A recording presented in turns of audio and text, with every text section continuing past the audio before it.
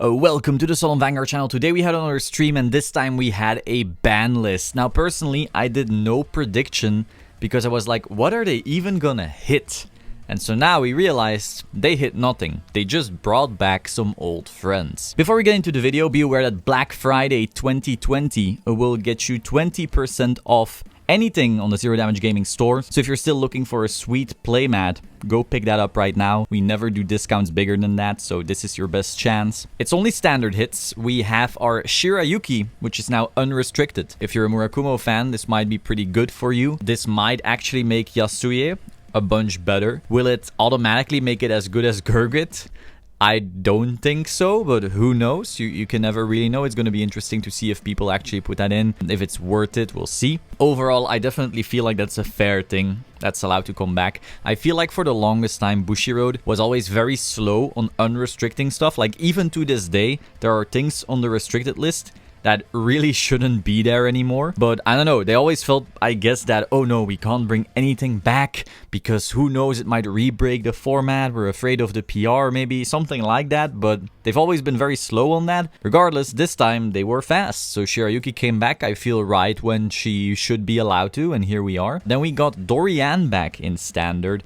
Once again, I feel this is a fine time. I don't think this will break anything. It will make Pale Moon better, I guess. Obviously not back to its first place or second place, whatever it was post Phantasmal, but you know, a bunch better. I do, however, think that Mura gets the most out of that unrestriction, like out of these two so far, because yes, we'll get to our third guy, but I feel it's just fair. Now, we get back to probably the most controversial one. I will say, I do not actually know if this is healthy, and now I will also say that Tachi deserved some love. Like, Gaia sucked horse dick. I'm sorry, that's just what everyone kind of agrees on. It did absolutely nothing.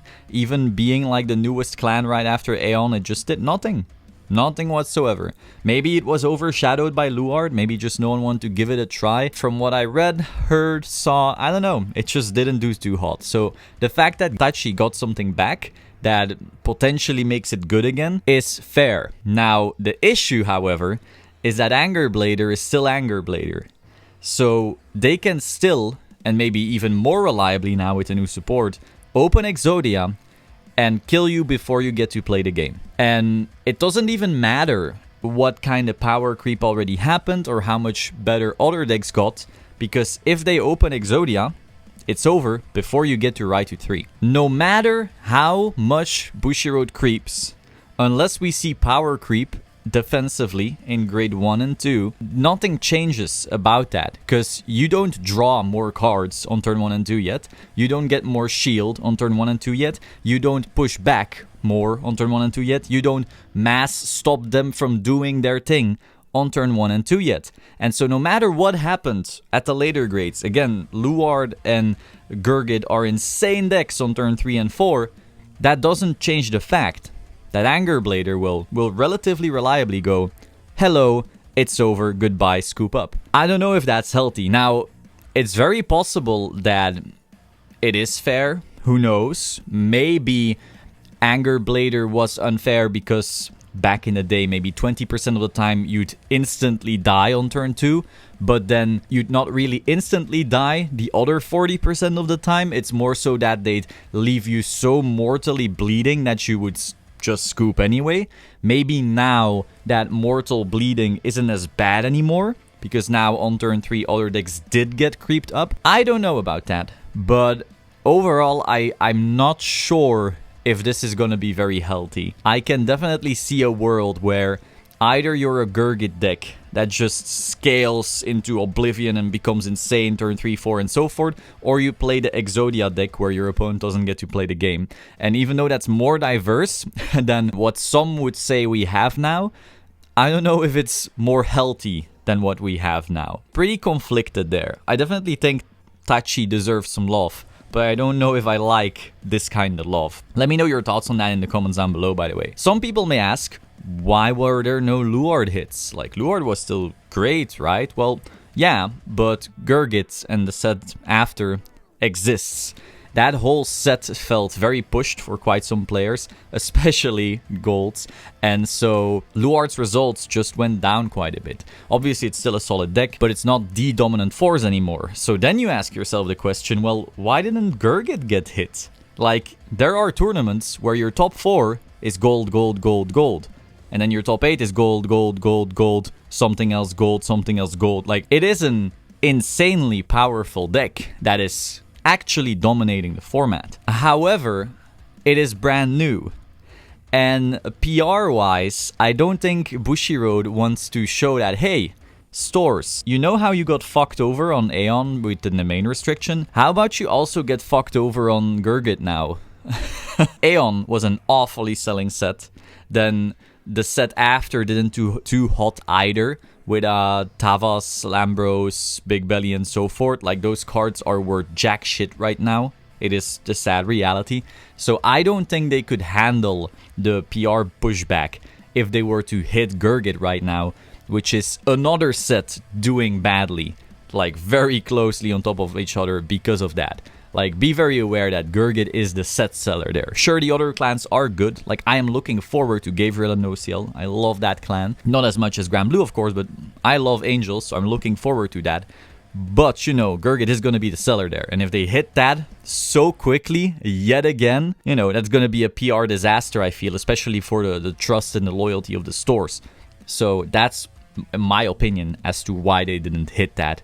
Despite it maybe deserving a hit. Not Gurgit specifically directly. I've seen people saying, oh, it should be Wonderezzel. Others say, no, it should be Percival. Well, I think Wonderezzel is a better hit in the sense that it's an older card. That's why I think they didn't hit Gurgit, even though it might deserve it. Who knows? So moving on from the restriction list, very important news. We got new sleeves, and boy, what's that on the right? Grand Blue sleeves? I'm excited for that. Now, I also see that we have our Chaos sleeves right there. I think that's going to be a really good seller for a lot of people.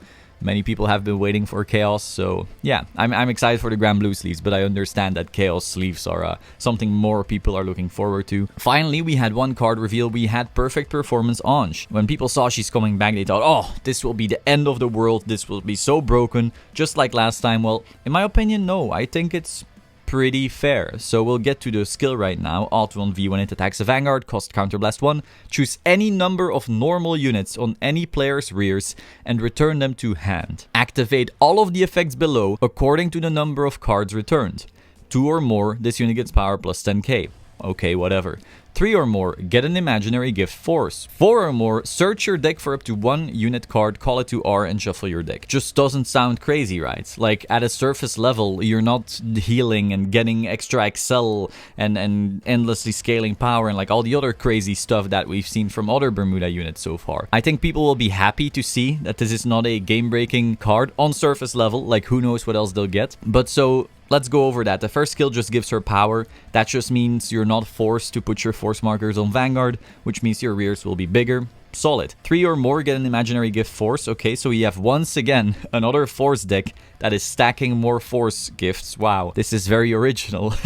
And then 4 or more, search your deck for up to 1 unit card. So what this means is that you can swing with your rears, then swing with your van, then all of that will get bounced back, and then she will call one thing. So you're at 4 attacks from that. However, if you call Lieselot from deck that way, that's actually 5 attacks, because rear, rear, Ange, bounce, Lieselot, call another, Lieselot and the other thing swing. Just like that, you have your 5 attacks. So once again, not the most original thing, but I will give them credit for not making this card too insane looking. There's some obvious issues power level wise, because it's, you know, if you call a Lieselot, she's only 10k. If you add a force marker to her, the other lane maybe only has 1 force marker. So this doesn't feel like it's really gonna be very good that quickly. However, it does not have the restriction of your opponent needing to be at 3. So when you get bashed in the face by multiple force marked rear guards and shenanigans, maybe some melody units even, okay, that might actually be scary. But who knows, you know, Lieselot can also find a random trigger in that top check. So I wouldn't be too scared just yet. The only thing that can really push this into insanity, in my opinion, is when you get cards that say, when bounced back to hand, call something. I don't know if that already exists in Bermuda. If it does, let me know. But that would really add some extra combo potential. And like, I'd be excited for that, because as it looks right now, sure, you can attack and then get your advantage back. So this will be, I feel, a very stally deck maybe. Like, it will allow you to push but still have hand at all times, which I think is a very strong thing. But if they then add the ability to essentially Speaka, but then when her skill is triggered, so let's say there's a grade 1 that says when it's bounced, call something else. And so you bounce back something like a Sonata, and then you use her skill to call another Sonata from deck, and then you can call the Sonata from hand because of the grade 1 that was triggered. Now you have 2 Sonatas with the force markers, stuff like that. If we get something like that, obviously this will get a lot more pushed, especially if you have multiples then of that grade 1. And again, that's hypothetical. It doesn't exist as far as I'm aware, but then you can really start thinking. Now, the other thing this also does is that it allows you to reuse your on-play skills. So maybe a Mine or a Liselot will become very, very strong with this kind of card. So definitely some, like, not really combo potential yet, but some interesting interactions that I am for. Once again, I am quite hyped for this set in the sense that they seem to dare to go further than they went before design-wise. It's no longer just your boring Counterblast 1 to draw or Counterblast 1 to gain 5k. They're doing some more stuff. I'm excited for that. I just wish it was in more clans. But so far, I'm not seeing any crazy, like, power levels on this card or anything like that. That is all. Hope you found it interesting. Like, subscribe, let me know your thoughts, and I will see you soon. Ciao.